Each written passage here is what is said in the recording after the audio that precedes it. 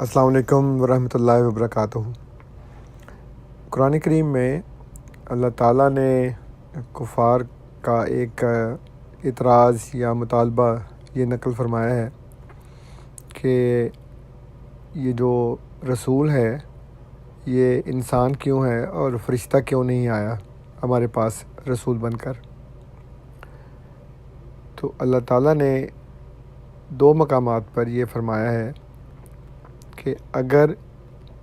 ہم کسی فرشتے کو رسول بنا کر بھیجتے تو اس کو بھی انسان کی شکل میں ہی بھیجتے،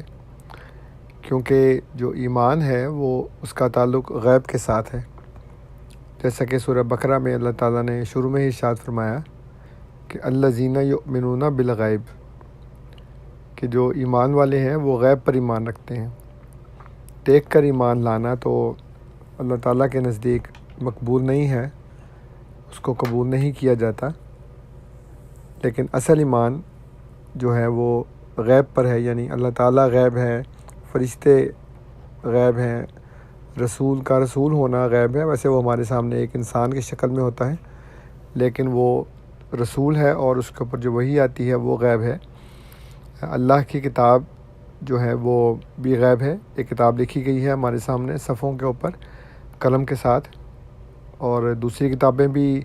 صفحوں پہ کاغذوں پہ لکھی جاتی ہیں، قلم کے ساتھ لکھی جاتی ہیں، لیکن ایک کتاب اللہ کی کتاب ہے، دوسری اللہ کی کتاب نہیں ہے۔ تو جو اللہ کی کتاب ہے اس کا اللہ کی کتاب ہونا یہ غیب ہے۔ اسی طرح جو قیامت ہے وہ تو ہے ہی غیب، جو ابھی تک آئی نہیں۔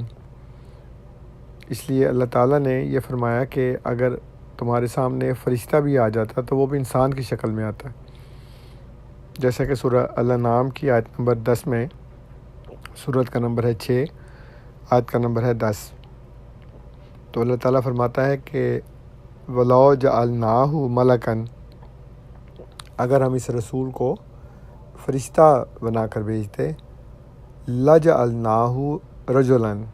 تو ہم اس کو ضرور لازمی طور پر انسان ہی بناتے، مرد ہی بناتے۔ وَلَلَبَسْنَا عَلَيْهِمْ مَا يَلْبِسُونَ، پھر ان پر وہ معاملہ مشتبہ ہوتا جسے وہ اب بھی مشتبہ سمجھ رہے ہیں۔ دوسرا، اللہ تعالیٰ نے سورہ بنی اسرائیل میں بھی یہ ارشاد فرمایا ہے، سورت کا نمبر ہے 17، آیت کا نمبر ہے 96۔ اس میں اللہ تعالیٰ فرماتا ہے کہ قُلْ لَوْ كَانَ فِي الْأَرْضِ مَلَائِكَةٌ يَمْشُونَ مُطْمَئِنِّينَ، ان سے کہہ دو کہ اگر زمین میں ملائکہ جو ہیں وہ اطمینان سے چلنے پھرنے والے ہوتے، لَنَزَّلْنَا عَلَيْهِم مِّنَ السَّمَاءِ مَلَكًا رَسُولًا، تو لازمی طور پر ہم ان کے اوپر آسمان سے فرشتہ ہی رسول بنا کر بھیجتے ہیں۔ اور ان دونوں آیات میں اللہ تعالیٰ نے پہلے کفار کا مطالبہ نقل کیا ہے کہ وہ کہتے ہیں کہ فرشتہ رسول بنا کر بھیجا جاتا، یہ تو بشر ہے۔ تو اللہ تعالیٰ نے اس کی یہ تردید فرمائی کہ زمین میں تو فرشتے آباد نہیں ہیں، یعنی زمین جو ہے وہ فرشتوں کا مستقر نہیں ہے، ان کے رہنے کی، چلنے پھرنے کی جگہ نہیں ہے، اس لیے یہاں پر فرشتے آباد نہیں ہو سکتے۔ اگر چلتے پھرتے ہوتے تو پھر ان کے لیے رسول بھی فرشتہ ہی ہوتا۔ سیدنا حضرت اقدس مسیح موعود علیہ الصلوۃ والسلام نے جہاں قرآن